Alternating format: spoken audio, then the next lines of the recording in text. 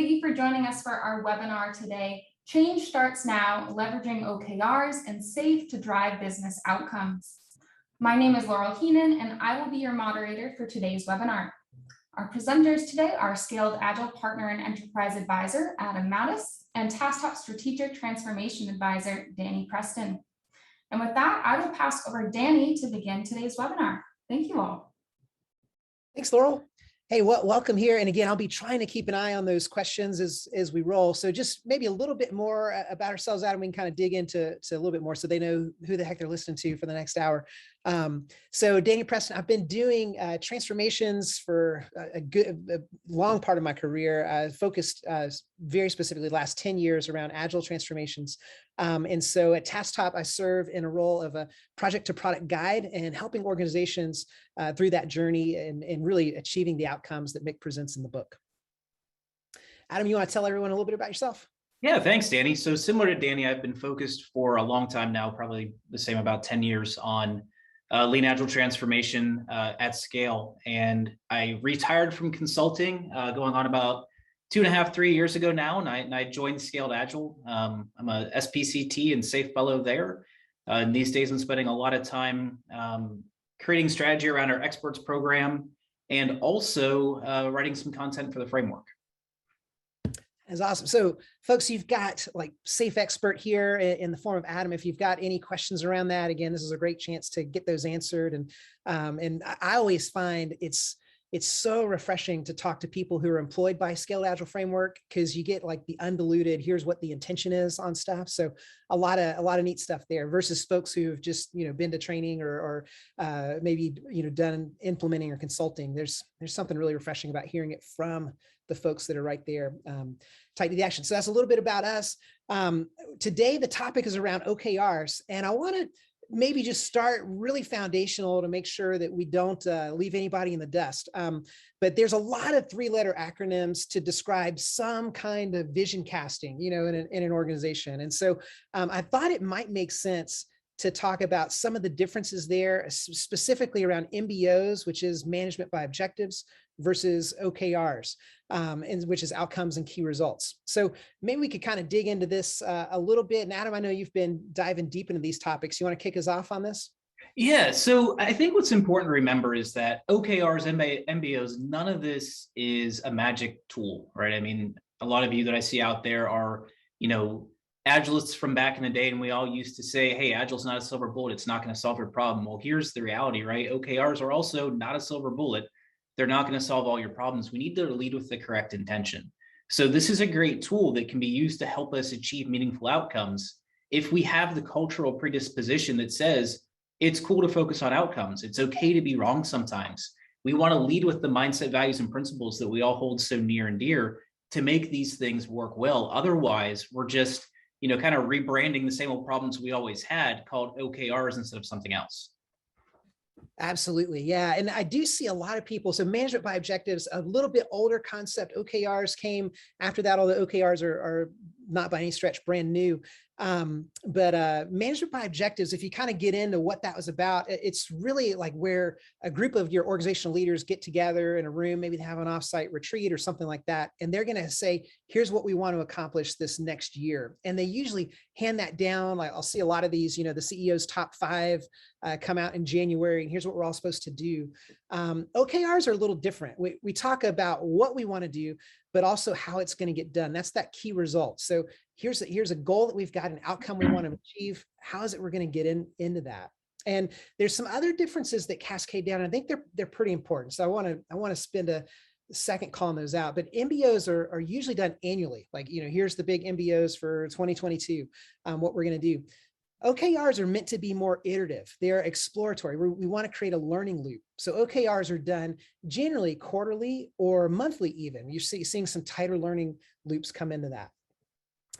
Danny, I want to throw a fun fact in there. So here's one that'll blow your mind. Following the end of World War II, organizations used to set goals for up to 20 years into the future. Can you imagine that today? Here's what we're going to accomplish over the next 20 years. I'm reluctant to say what we're doing the next 6 months, right? So, I mean, things have changed.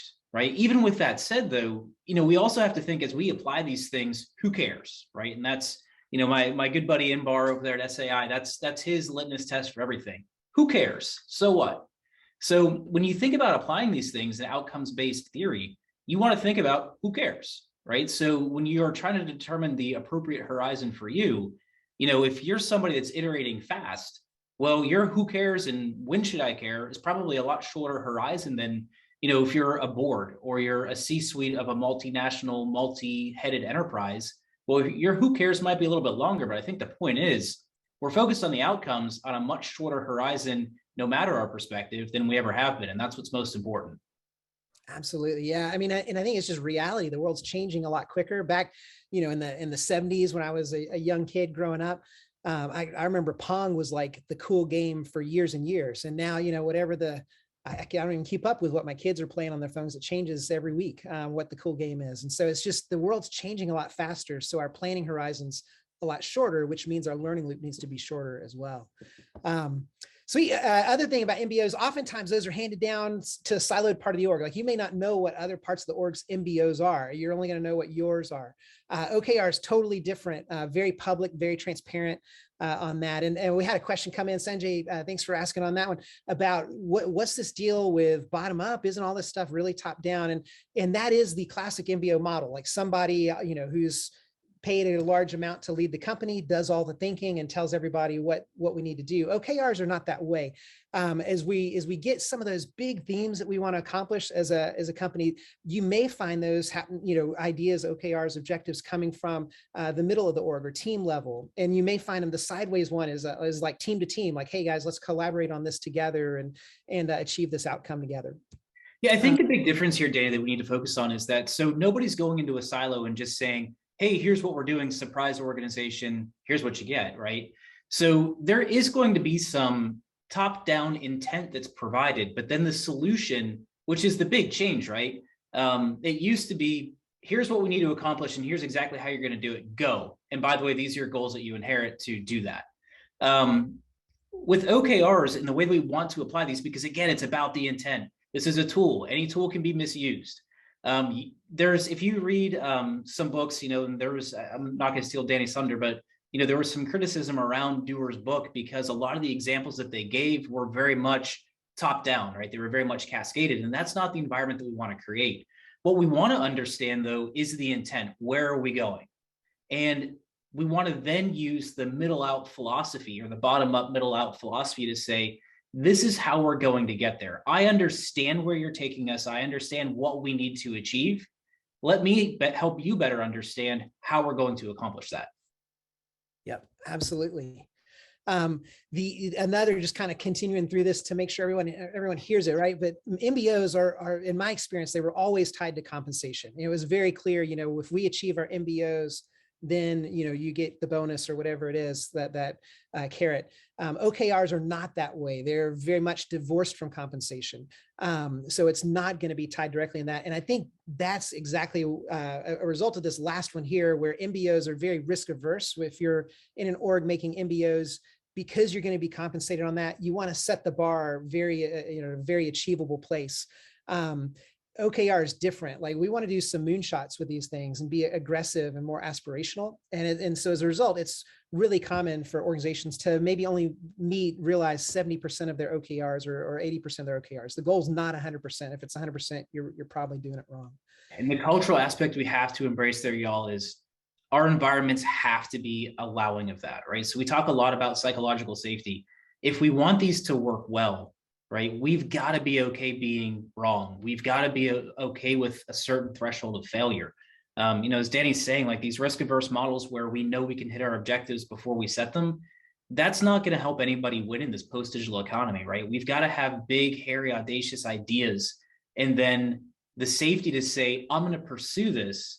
And if I don't achieve it, if I screw up a little bit, well, we're still going to be much further along towards right than we would have been had we just played it safe. So, we talk about this lead agile mindset and these precursors to success. That foundation's there, right? If you want to use OKRs well and you want to hit those outcomes that you desire, you've got to be okay with that higher risk threshold. Yep. Absolutely, absolutely cool. So the other thing I just want to call out on this slide, which again I think is very, very important, and if you don't pay attention to that, it's going to end badly. But the goal OKRs is that we want to focus on outcomes, not activities. And that was another critique, I think, of Measure What Matters, is that most of the examples that they were giving in that book were kind of activity oriented. And so since the book, like the conversations really changed and said, hey, the better way to do this is focusing on outcomes. So if your OKRs look something like, we need to implement the ERP, and the key results is a project plan of all the little modules you need to implement. That's doing it wrong, right? Like that's just micromanagement. OKRs are really, what's the outcome we want to achieve by implementing this new ERP? What is it we're trying to do? Is it getting closer to real-time financials, or to take labor out of the system, things like that, automate more? That's the outcome we're looking to achieve. And then how do we know that we're doing that? That's what the key results would show. So it's really a different mentality. And again, you really want to steer away from these being activity oriented. If you do that, it's a slippery slope where everyone just feels micromanaged and they are all miserable. All right, good deal. So you may be hearing this and thinking, well, my company, we're calling it OKRs, but it feels maybe a little bit more like MBOs. What's going on with that? And I want to pull up this quote by Felipe Castro, and I think this applies to so much, whether you're implementing OKRs or implementing SAFe or whatever it is, trying to make personal improvements. But really the key goal in implementing OKRs from some other system is that you want to improve your organizational performance by changing how you work, not just changing your language. And so I want to camp out on that a little bit. If you're in that world where it's like, hey, we're doing OKRs, but it doesn't match that list that we just reviewed, it looks a lot more like the MBO list, I'd say you're not really doing OKRs. Like, just stop using that language and call it what it is. And then, if you want to change, do more than just change the words. You actually have to change the way the system's working. And Danny, I think this is a great place to throw in the question that Charles asked, right? He asked about what do you do when you're given MBOs and then told to put them in OKR format as an individual contributor, right? So, here's the thing, Charles, I don't want to disparage where anybody's at, right? Because we're all, trying to evolve and do the right thing at the right time. But you can't do the same old thing and call it something new and expect a different result, right? We understand that annual goals don't really work, right? If you think back to 2020 in January, if you'd have locked in your individual goals and said, this is what we're doing for the year, and then you march towards that blindly, I think, that organization would be out of business, right? And that's just the case we need to make for business today. COVID was a wake-up call, but everything that we do from this point on is going to need to move and change at the rate that we all saw in 2020.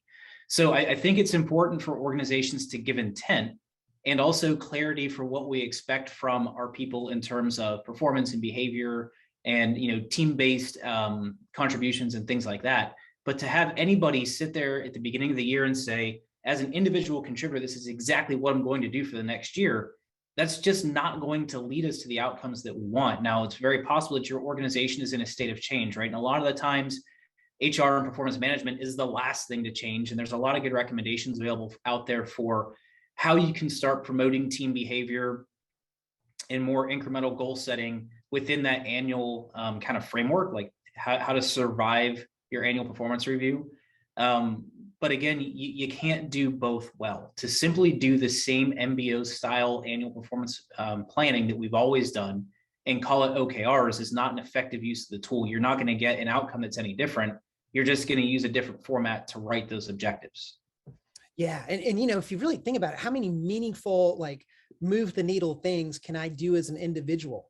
So much of that's going to be wrapped up in pulling other people to those things and creating that synergy that you get on a team. And so individual goals that way, maybe that's helpful for professional growth. I'm going to go take this class or get this certification. But when it comes to me actually moving the needle for the organization, that's generally going to take an entire team. And so that's why OKRs are not individual. Like, again, that's another thing, like, you may not be actually using OKRs the way they're intended if they're individual. Like, these are meant to be team goals, something that a Scrum team might do or a release train in SAFe context. But it's never meant to be an individual. I'm gonna go off and here's my contribution to the organization. I'm going to write 10,000 lines of code in 5,000 unit tests. Yeah, here's my activities. Exactly. Yeah. Yeah, it's not a real measurable outcome. Cool. So with that, I think that bridges over into this conversation a little bit. And these are just some high level things. There's all kinds of challenges that we could call out on that one. And I'll try to be monitoring the question thing there as well to kind of chime in with some of that. But on the OKR journey, I see a lot of organizations struggling. And it comes back, I think it's all rooted in that previous slide where they're adopting a new language, but not really changing anything. And so I'll see stuff this slide hopefully will serve to say, hey, ding, ding, ding, we might not be doing this as designed.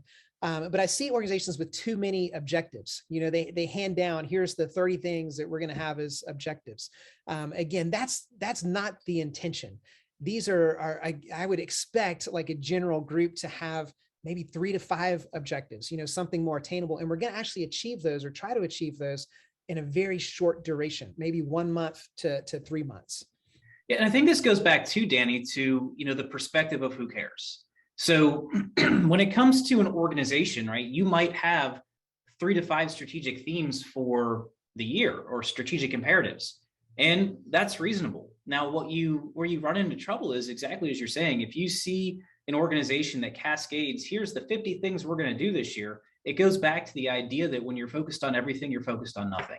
So the idea is that these need to be very clear, concise, and outcome focused. So a lot of the times, what we'll see is an organization might cascade strategic intent to their portfolios, 3 to 5 objectives. Like, this is what we need to achieve. And then within that portfolio or within that P&L, they might have 3 or 5 strategic themes or strategic imperatives that P&L is chasing towards, that their organization cares about, right? So when, I'm an individual, I might want to have awareness to what the organization is trying to achieve. But if I'm in a, multinational organization with a lot of different business units, I'm a whole lot less concerned about what an adjacent business unit is doing than I am about my own. So again, focus on everything, focus on nothing. There's an awareness, I'm not focused on it. I'm most focused on the outcomes that I can contribute to, the things in my P&L. Yep, absolutely. So much more focused, short learning loops on that. And the second one, which is related to that, is that there's too many key results. And this is one where if you see that, the bullet point number 3 is like right there on its heels, because then the key results become a task list. And I do see people misusing this where they're almost trying to hand down a project plan, a classic project plan, something like that. Like the objective is to release version 1.0 of the software, and the key results are, a list of features, something like that we're going to need to do. That's not the way this is intended. It's exact contrary. That's more of a legacy, way to go about development. What we're talking about in our modern world of development is we want to hand out intention. Here's the big objective we want, in our next version of software. And then here's how we're going to know if we achieve it. So you're looking at, maybe engagement, things like that. How are we going to actually measure results? Could be financials. And then from there, the teams are set loose to actually go achieve that and be creative and have these learning loops to figure out the best way to achieve that. Danny, one of the ways that I'm in the process right now of writing a framework article around applying OKRs throughout SAFE. And, if you've done any reading on the framework, that OKRs are mentioned in strategic themes, but as more organizations have started to embrace this and experiment with it, we wanted to provide additional guidance for how you may apply it. And one of the areas that we've really started to dive into was this idea of using OKRs in the lean business case to start identifying leading indicators, right? So if your epic is intended to be a hypothesis, here's this really cool idea that I have. We don't want to go out and implement the whole thing. We want to implement an MVP to validate our hypothesis. Well, how do you validate the hypothesis? So you have your outcome statement, your objective statement that dictates what success looks like to validate your hypothesis. And then your key results are those measurements you're going to look for to determine whether or not your objective has been met, whether or not it's true. So the cultural phenomenon that we've got to be okay with here is our key results are not things that we must seek to always achieve. We need to be okay with them being wrong. So let's say, for example, I release a new product. We'll pick on Instagram because I did this a few years ago. They thought that they could make for happier customers, happier users, if they turned off the like functionality. And their hypothesis was the content would still drive engagement, right? We can get rid of likes and we can still have as much traffic as we always have. So they developed their hypothesis. They developed some key results that said, if we maintain X number of active users per day, if we maintain Y number of active posts per day, then our hypothesis is successful. They launched this in Norway. They failed miserably, right? But the team's goal wasn't to go out there and make sure that they absolutely hit the daily number of active users, the daily number of posts. It was, these are the things that we're going to look for to determine whether or not our objective is validated in this hypothesis. That only works if we're okay with being wrong. And again, that goes back to being a task list, right? When we talk about key results, the results are the outcome of having done work. We can't always assure the results that we hope to see, right? We're going to create a plan to try to achieve those results. But if our hypothesis is incorrect, then those results aren't going to prove true. And that's not the team's fault. That's not the people's fault who did the work. That's really nobody's fault, right? We had an idea. We did some work to validate the idea, and we maybe were wrong. So we can then go back and reevaluate our hypothesis and try again. So again, there's a lot of ways to use these, but they've got to be outcomes focused. But going back to what Danny said on a few slides ago, where we're so risk adverse, if you know for certain that all of your results can always be achieved, then you're not really embracing that spirit of innovation enough. Your goals aren't big enough, and you're afraid to be wrong, which means you're never going to have those breakthroughs that we need to have in order to be hyper successful as an organization. Yep. I think oftentimes the most successful teams and the most successful organizations, it's not the smartest one, we made up the smartest people. It's the organizations and the teams that can learn the fastest. And if you really boil it down, so OKRs, kind of burst out of Silicon Valley and all that. And it's really a mechanism to create learning loops. Here's our big goal. Let's align on that. Let's create traction. Here's, we're all rowing in the same direction. Here's how we think we'll be able to know if we're getting there. And now we're unleashed to experiment and figure out which way of accomplishing the challenge is actually going to produce the results we want. And that's, if you really boil down the intention of OKRs, that's really what you're getting to at its most core level. Adam, I was thinking through, I think the first time I heard mention in Scaled Agile of hypothesis being used to describe features and epics was maybe in version 4.0, years and years ago. But I love that. Like when I was prepping for my first 4.0 class and saw that in the material, I'm like, bing, this is what it's all about. Like features are not just another cascade in a project plan, a grouping of parent stuff. It's really, hey, let's go out, let's run an experiment and see what we get out of it. And the stories are going to be more detailed about how the experiment actually runs. But that's so empowering for teams and create those learning loops. I think it's great. Well, Danny, what if I really blew your mind and said that it wasn't intended that every story associated with a feature be delivered and not every feature associated with an epic be delivered? Our goal is to embrace Agile Principle number 10 and maximize the art of the amount of work not done, and do as little work as possible to achieve the outcome and the intent of the feature or the epic. And you don't leave those things hang around forever. If you met your outcome and you didn't need those stories that you thought you did, guess what? They go away, right? It's not a cascade. It's not a, this is only done when that's done.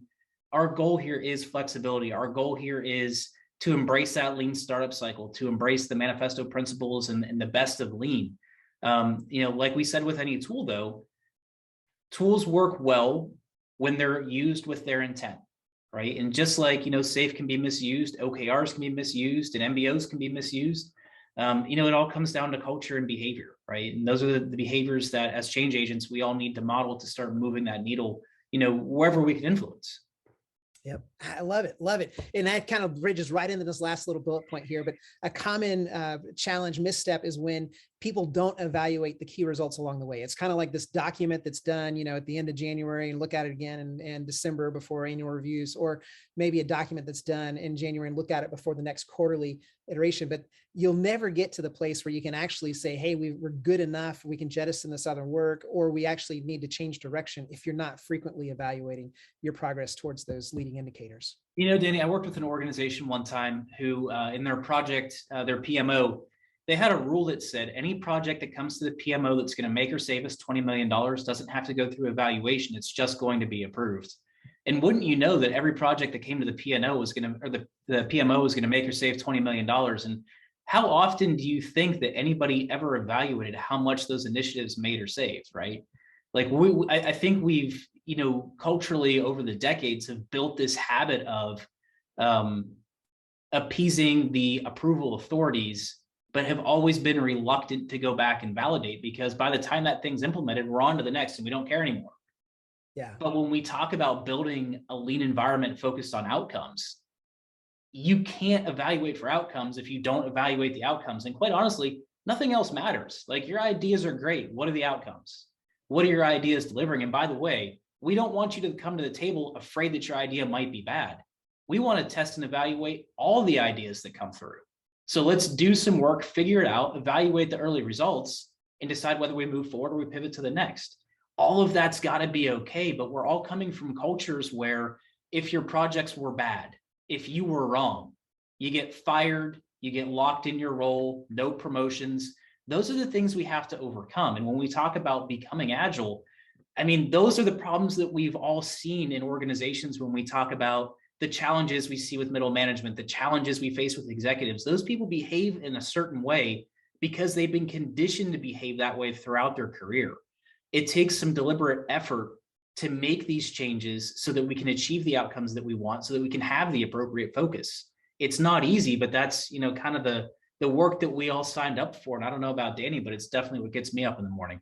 Absolutely. Yeah. I mean, so in just kind of bridging into that, thinking about that PMO example, that's to me so indicative of an organization that's trying to live in two different ecosystems. There's kind of the waterfall legacy, project-based funding ecosystem. And then there's more of a modern way of working, capacity-based funding, that kind of an ecosystem, product focus. And I see the biggest issues in organizations is when you're going to try to mix those ecosystems together and you're not really going to jump into the modern way of actually developing products. So on this next slide, I want to bridge into that just for a moment and talk about some of the things that are necessary in your ecosystem to support OKRs. And maybe talk for a bit here about how Scaled Agile in the current version 5.1 supports this ecosystem, and you can actually leverage that framework to create the ecosystem if you don't have it, and then also how Tasktop, the company I work for, supports that ecosystem, and actually you can leverage the flow metrics to create that ecosystem. So very, very starter deal here. Number one thing that we need in an ecosystem to support OKRs is clarity of purpose. Why does our company exist? What is it we're trying to achieve? And so Adam, you mentioned it earlier, but just over here in the framework, this notion of strategic themes, I again love that. This is kind of, hey, organization, here's the themes that we're doing as a company. Here's what we want to grow into, the market segments we want to explore. And Danny, I want to take it a level above that. The precursor to all of this really working well is this idea of organizing around value, right? So, we're all coming from a world where, we were capacity utilization focused. We would be assigned to multiple projects, things like that, right? We had no true alignment of purpose, alignment of outcomes. And a lot of the times when you start this transformation, you ask people, well, who are your customers? They have no idea. They'll say an API or something else. So before we can really even have clarity of purpose, we have to organize around value. When you see all this conversation around value streams and portfolio alignment, those are focused on the things that the outcomes, if you will, that we deliver to customers. What are the things that people pay us for? What drives revenue for our company? How do we interact with whoever our customers are? And when you start with that alignment, and then you start building your portfolio and your developmental value streams and aligning your arts around that, it becomes a lot clearer who and what it is that you're delivering, who you serve and what value that it is that you're delivering. And only once that you have that alignment and foundation, the strategic themes even make sense, right? If you don't know who your customer is, if you don't know what outcomes you deliver to the market, strategic themes are great words, but they're not really actionable. So once you've got that, once you're aligned around the delivery of value, then strategic themes start coming into play. They start making sense. And then OKRs are something that we feel as though we can influence. Yep. I was working with a company that had about 38 products in flight at a given time. And as we were drilling in, looking at the various Scrum teams to see how many of those 34 products they were working on, there was one Scrum team that had a piece of every single product in the company. And so in that, and guess what? That team was the bottleneck for the company's entire delivery. So as we got a view into their flow load, looking at their work in process and how much was piling up, how that team was the bottleneck, it became clear, like, this is not the team's problem. This is a team that doesn't have any focus, right? They're doing little bits of things that constantly change priority day by day.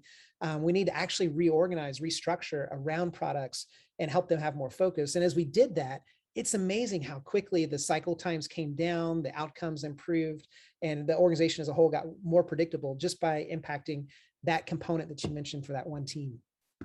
Huge thing there. So clarity of purpose. Where are we going as a company? Let's talk about that. Critical. The second one here, an environment that allows experimentation. Again, there's a lot of you on this call that may be like, hey, we're not allowed to fail. There's not that word's not in our lexicon company-wise, where my job might be at risk if we appeared to fail.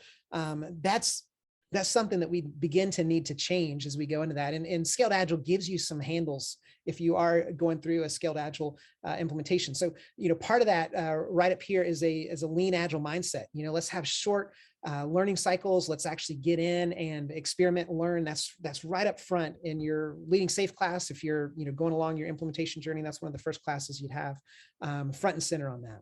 Yeah, Danny, that's why those three things are at the bottom, right? Values, mindset, and principles. Like, all of this is great, but without those three things being supported by leadership, it's all just new names on old behaviors, right? Until we start at least agreeing that we want to move in these directions, and right, not the same as the Agile Manifesto, right? And the supporting principles, it's not a checklist. You don't go through and say, oh, well, we're doing, these 6 principles well, and these other ones not so well, so we're not Agile. Even though some people might say that, the Agile police have never arrested anyone. Our goal is we want to move forward, and every day we want to do a little bit better than we did yesterday. So if we can align around, again, the values, the lean Agile mindset, the safe principles, right? The things that facilitate flow, the prioritization of the most valuable work, the idea that teams are persistent and we move work to teams, not people to work.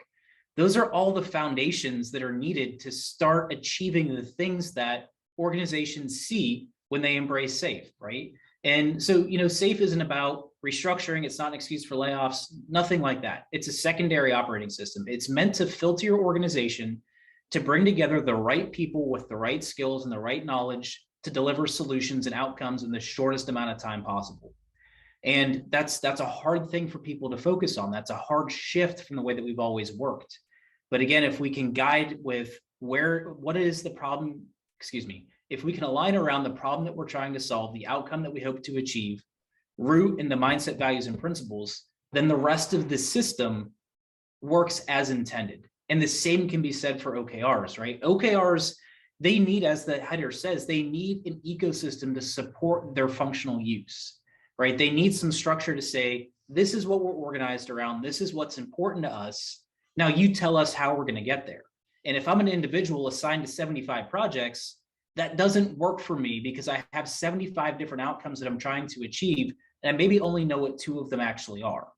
In this secondary operating system model, we're all focused on the same outcomes, the same values, the same principles of maintainability, scalability, desirability within our system and the solutions that we deliver.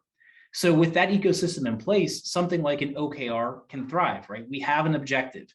As a portfolio, what is it that we're trying to achieve this quarter or this half? Now, you as a release train, you go into planning and you tell us how we're going to get there, right? Product management, what are some ideas that you have for features that we could prioritize to validate these outcomes? Teams, you tell us, like, what's the best way to implement and deliver these features? right? So we're all impacting the same things with our own areas of focus, our own systems, subsystems, business operations, sub-operations. That ecosystem is focused on the same outcome.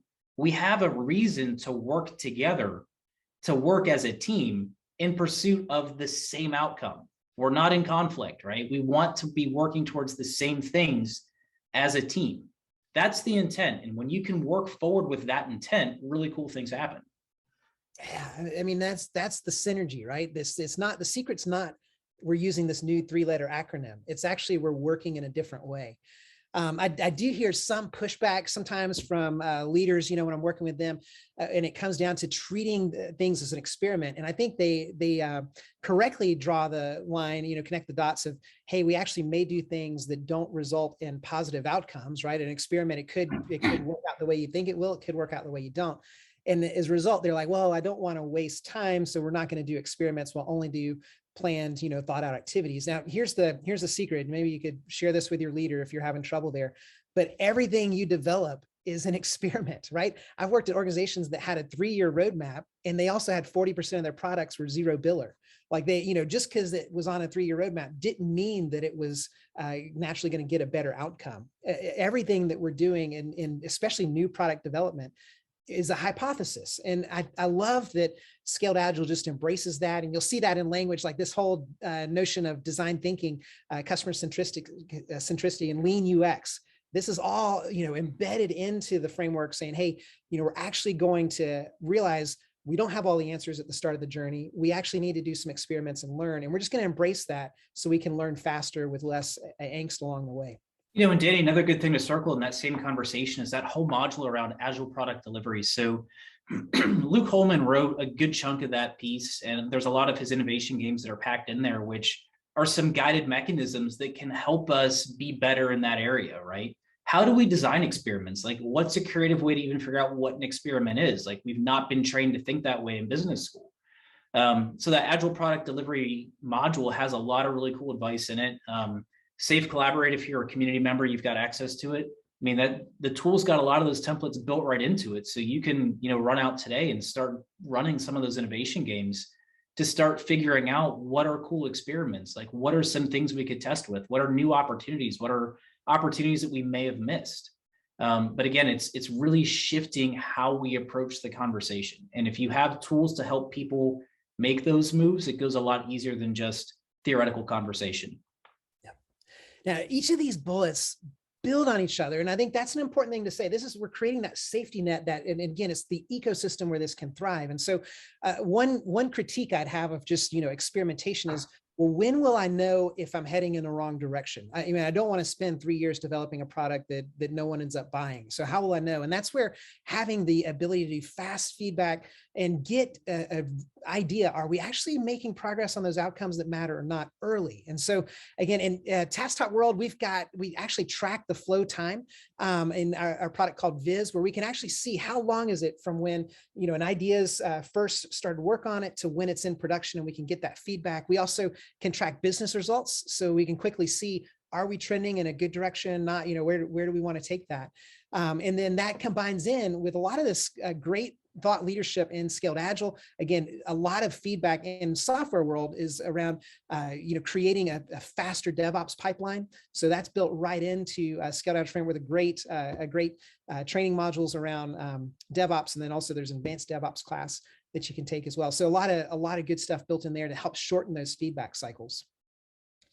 And then you've got the demos built in too, right? So in Scrum, we're doing demos every week to see, is this actually matching where we want it to go? And then this notion of system demos, where we're integrating work across teams, and we're able to say, hey, systematically as a bigger bucket of work features, are these actually trending in the direction we want them to trend? Are they going to get us the outcomes that we want to achieve? So when you've got this fast feedback cycle, you limit your exposure to actually going down a wrong direction. And so all this is actually critical. And this is how you're going to maintain your competitive part of your competitive piece of the market, and actually grow that and expand it in a more competitive world. All right. And then the last bullet point on this slide, just to kind of round this one home, is that once you've got that, you've got a fast feedback cycle. Are we going in the right direction or not? And we can tell with actual metrics. We've got an environment that allows that experimentation. And then everyone's clear on what direction we're heading. It's really at that point that you can start to empower the teams, give them a lot of autonomy, because we're going to know really quickly how things are going. They're going to have a lot more insight at that team level to know what's actually going to be the most logical thing to implement. And so now we can actually set up a system where we can run those experiments and actually get the traction, get those results that organizations want when they implement this OKR module. Yeah, I think an important thing around that bullet point, Danny, is that we don't assign OKRs. We don't just say, and team, here's your OKR, team, here's your OKR, right? These are, again, intended to be bottom up, middle out, crafted. I mean, it might be possible that, when we go into PI planning, we might have some objectives, right? Day one, product management does their brief. Here's the objectives we're trying to achieve during this PI. There might even be some key results, right? Depending on what the objective is. But it's not that we're assigning and saying we must do these things, right? It's, again, we're trying to define the work that's going to help us determine the outcomes that we're achieving. So again, this isn't a direct cascade. These aren't things that assign. The product managers and product owners don't come around to the teams and assign OKRs, right? Probably the lowest level you'll ever see these pushed is, again, PI planning. And it's not thou shalt do. It's let's figure out if these key results validate our hypothesis. What work can we do to run these experiments? Again, if you feel as though you're being told thou must do these things, or you're a bad team, or you're a bad release train, probably not using them and applying OKRs with the best, most appropriate intent. Great, cool. Okay, so bridging into that, let's talk a little bit about in Scaled Agile framework, where are some places we could actually plug in and use OKRs? What are some examples that you've had working with other customers you've had implementing Scaled Agile and some benefits you see in that? So Danny, I'll speak from the perspective of the dude who is writing the article, right? I'll say that the only, and again, for all of you listening, SAFe doesn't dictate very much, right? It might feel that way based on how it's being applied in your organization, but trust us, trust me, the only things that we really dictate and say that thou must do is core values, lean agile mindset, SAFe principles. That's the foundation, right? Everything else you want to focus on, what's the least amount of work that we need to do to achieve our outcomes? And for some organizations, that might just be essential SAFe. For other organizations, if you're building fighter jets, large solution might work for you. If you're trying to run a P&L within a bank, right? Maybe portfolio and essential with a few arts makes sense for you. But it's not you must do everything exactly as we state.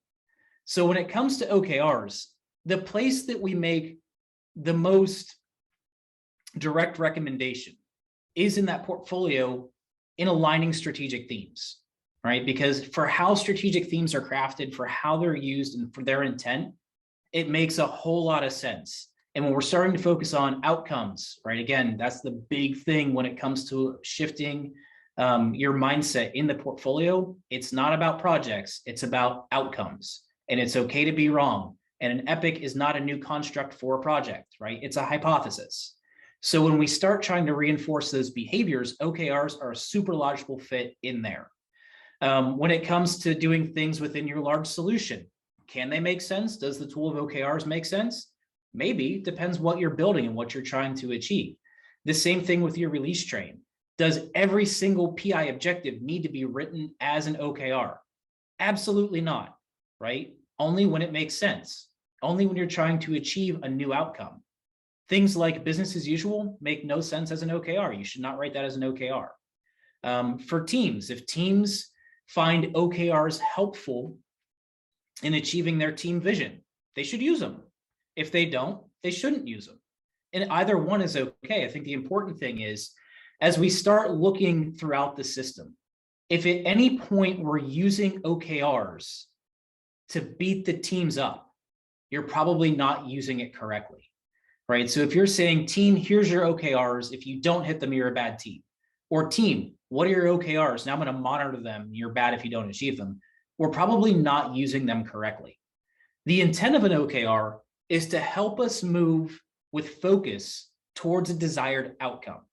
And we have some early indicators to help us understand if our ideas are proving true or if we're on the right track to achieve that outcome. That's the intent. And at any point in your system or your solution, it makes sense to use that tool to validate the things that you're trying to achieve. You should absolutely use it. And we'll make recommendations for how you could use it throughout the framework. That doesn't mean that you must use it every single place where I've recommended it. It just says, here's some ideas of how OKRs may provide benefit in this construct. If that makes sense for you, use it. If it doesn't, don't. Yeah, and I think that goes with the whole methodology. A lot of people, again, common critique back in version 3.0. That was the one that was initially got my SPC in, and a lot of people, I think back then, still to this day, see it as an implementation guide. Like, oh no, we've got to fill out all these roles, and that's not at all the intention. I think in 4.0, the team there at SAFE did a much better job of saying, hey, this is a list of practices you can apply as you need to. But one of the interesting ways I've seen all this tying together well is using OKRs in advance of PI planning. So as you're back here, doing your design thinking and actually using that to fuel this backlog, what are the problems we want to solve? What kind of features could actually solve those problems? And then often, this is what actually feeds into your next PI planning, those top 20 features or however many it is for your organization. I see OKRs being really useful back in that Genesis stage to say, hey, here's the outcomes we're trying to achieve. Let's think about possible ways to achieve those outcomes. How will we know if we're achieving those? That makes a great feature hypothesis statement. And then if you've got that as a basis, like here's why we're doing these features, these are outcomes we want to do, here's how we know if these features are going to achieve our goal or not. That gives you the opportunity in these system demos to have some great conversations all along the way and say, hey, we think this is achieving that outcome. Here's how we're going to know if it does or doesn't. Let's evaluate it right there. And then that's going to create this, that whole cycle where a very rich conversation to feed back in and create that learning loop, even within a program increment, but certainly across PI boundaries. Denny, what you just articulated is exactly the way PI planning is intended to feel. And I want to state it again, just in case people didn't catch it, because I think it's really important. How cool would it be if you went into PI planning and your business owner stood up and said, here's the 2 or 3 objectives that we're trying to achieve in the next PI. And then product management stood up and said, here's the list of features that we've identified that we think are going to help us achieve those outcomes. You now have 2 days to help us dive deeper into that, to figure out of these features, what makes the most sense? What can we do together? Where are the synergies? Are these outcomes realistic things for us to pursue? It's, again, middle out planning. It's not meant to be top down where here's the things we must do. Here's the features that we must deliver. Go figure out how you're going to deliver these features and don't deviate. That's not the intention, right? The intent is that the business owners give intent to the art. Here's what we need to achieve. Product management and the architects design some top level experiments, some features that we want to deliver to achieve those outcomes. And then the teams figure out how best to do it. Now, this also, we need to keep in mind that not every feature in that backlog is going to be tied to those outcomes. There could be things like business as usual items that are in that backlog. Let's say you're working in HR, and HR every single year, you're going to have open enrollment. And that's work that we need to do. And those features are going to be in the backlog, and they're going to be top level features, because if we don't do that BAU, boy, our employees are going to be super mad. So part of PI planning is, again, here's the outcomes we want to achieve. In consideration of all the other stuff that we have to do, what makes sense? What work can we prioritize to test these new outcomes? What are the other things that we need to do that are maybe not associated with this? Does it make sense to even test these outcomes right now? PI planning is meant to be a two-way conversation. Leadership provides intent. The people who are defining strategy provide intent. And then the rest of the system answers that intent with, here's what we can do. Here's the other stuff that needs to be done. And this is what we're committing to. That's the way it's intended to feel. And, I hope for all of you that every single time you do it, it feels a little bit more like that. Yeah, it takes trust, really, and realizing, hey, the smartest person is not necessarily the person in the corner office. but we're grouped together learning. And I think that, that safety net comes in our ability to measure what we're doing and continue to grow in that, and also the ability to collect metrics on it to see, are we actually achieving those business results? And that's that handshake that can really create that culture of trust and a culture of transparency, and collectively we can learn. And so I see that happening more and more. 20 years ago in my career, that was a pretty weird place if an organization was functioning that way. But today I'm seeing that to become more the norm, and leadership starting to get that. And again, Tasktop Viz, we're providing the ability to collect those metrics real time right out of your tools without a whole lot of heartache and setup on that. So you can create those learning loops and see how you're doing, build that trust, and have a more meaningful conversation than just do this or do that. Cool. All right. Looking at the time here, we're down to the wire on some of these. Laurel, are there any questions that came up through the chat that really stood out to you? There are a few questions. So one is, how do you change the mindsets and operating model while the car is still moving? Have you ever driven a Tesla? You get real-time updates every week. So, I mean, the answer is that there's no great answer to that, right? Culture change takes time. Typically, there's two scenarios that we see. There's one where you've got proactive leadership, and leadership says, the world is changing and we need to change with it, or we're going to get left behind. And an example of where we saw that was a beverage company a few years ago, where very openly on their earnings call, the CEO said, the world's changing. People are no longer buying sugar water. We need to pivot. We need to become agile. And it was top down. We need to change the way that we work, the way that we prioritize new ideas, the way that we develop products, because if not, we're left behind. Those are the easiest environments to work within. The other side of that is you have a burning platform, which is the world's crashing down. We've missed the opportunity. We're in cost cutting mode. We've got to change, and a lot of other things are going on.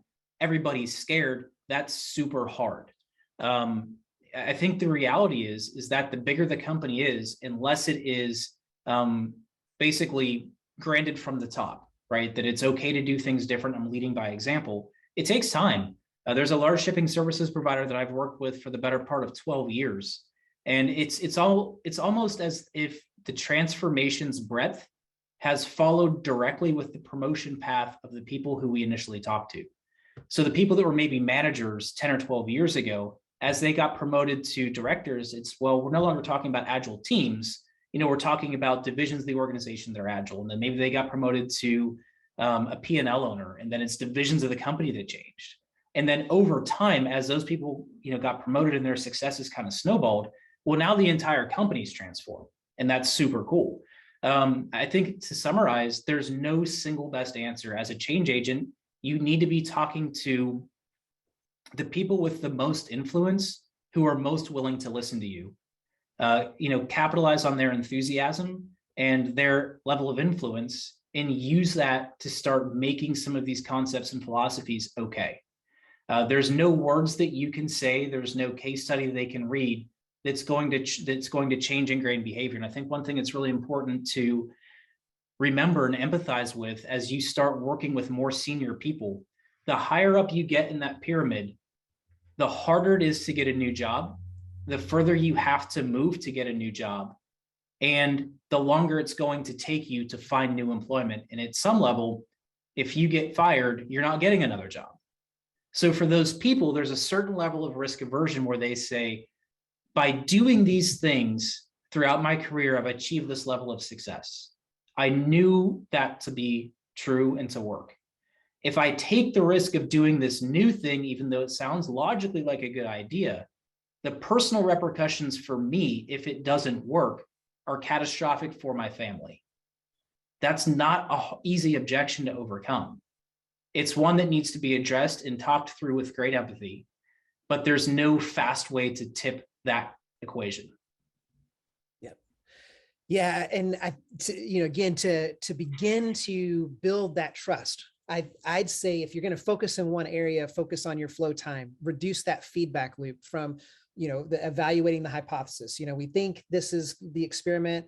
Let's run it and get a feedback loop. Did it give us the result we want? And so leaning in and reducing that flow time. So, obviously first you have to know what your flow time is and be able to visualize that. And then you can run experiments to reduce that flow time too. But that's where I think in order to start something new, you've got to stop something. There's one person I was just talking earlier that was saying, we're doing MBOs and OKRs. And I'm like, well, these are two entirely different things. How are you handing down top level instruction and giving people autonomy? Like it doesn't, those two don't mix. And so you can't just add, glom on and say, okay, we're going to do this too. Like you actually, if to do OKRs, you've got to stop MBOs, right? The two, they're different. And so I think that's one thing a lot of organizations just don't focus on. I would propose maybe 80% of the companies I work with are really dabbling in change. They feel there's this burning platform. They agree we're moving into a new age of software and there's going to be some upheavals, but they're not really at the point where they want to change. They want to change their language, but not their way of working. And until you get that intense need to change, so it's going to be very hard. What makes it easier, Danny? What's that? Positive business outcomes. The more wins that you can generate in the short term, the easier it is to tip the equation. So you got to start where you can, show success early, and then capitalize on that success. It goes back to John Kotter's principles for change. State your intent, deliver on that intent, and then over communicate about the success of that delivery 100 times over. Yep. Because people want to be a part of what's working. And if you can show, and again, it can't be vanity metrics.